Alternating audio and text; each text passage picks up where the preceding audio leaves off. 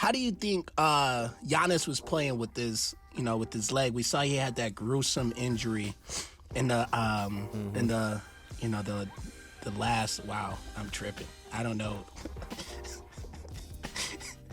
I don't know what I was talking to someone yesterday. And he was like, "Well, he's like, Giannis is questionable." I was like, "Well, I'm gonna be real with you right now. If I'm the coach, he's got to be on that court." Yeah.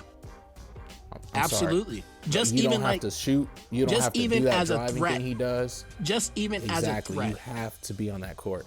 Kind of like Trae Young in Game 6. They had him on the court even though we know he was not healthy. James Harden against the Bucks. We know he wasn't healthy, but they had to put him on that court. Exactly. Had to. You have no choice. And exactly.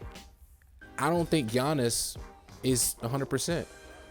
Yeah. But, I mean, if he can be 80 or 70% and still drop 20 points, 17 rebounds, and shoot fairly decent like he did last night, the Bucks really don't have a problem. What they need is Jrue Holiday to step up. They need Brook Lopez to step up like he did against Atlanta. They need Middleton to keep doing what he's doing.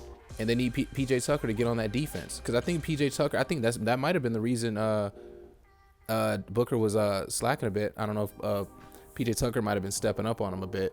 But, he's on the court for a defensive presence. I mean, you look at Giannis and you really can't ask him to do much more.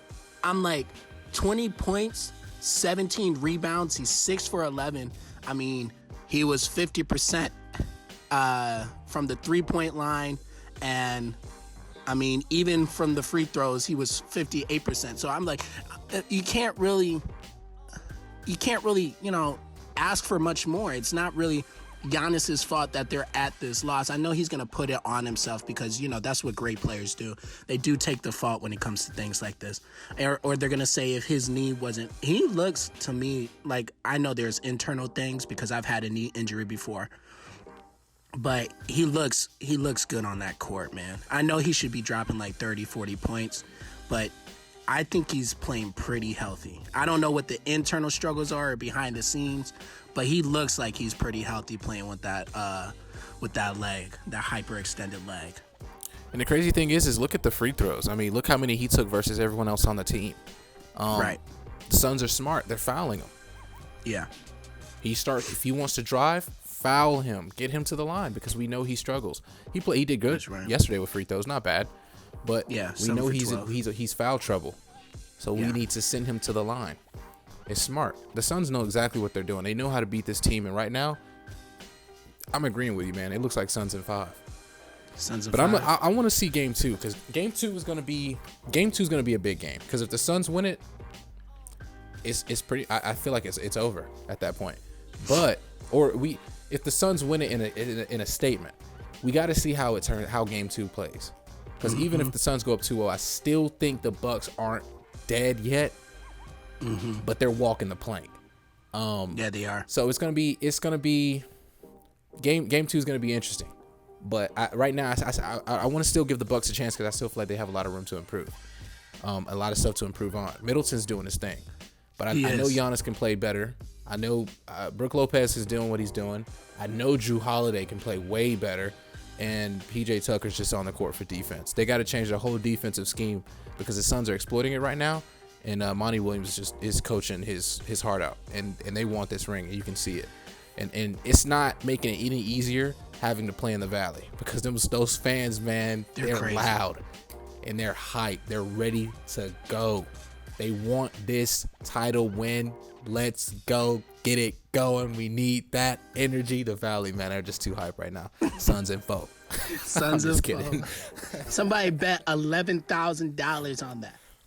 Dude, I saw that for a sweep. I'm like, oh, you're trolling. I don't think it's in Giannis's DNA to ever get swept. I don't think so. That might have been the most clown-worthy thing I've ever seen. I don't know if that's it, G.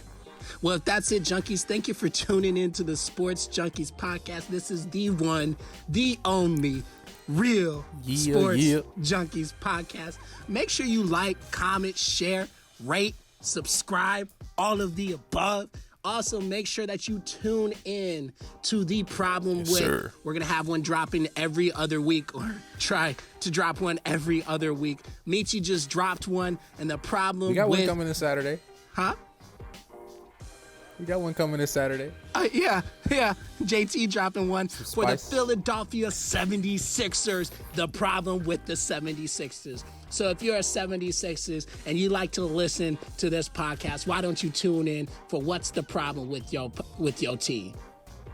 I'm just kidding, man. That's not really what it's about. But make sure that you guys do tune in. Make sure you share this. Go ahead, give us a like on Instagram and a follow.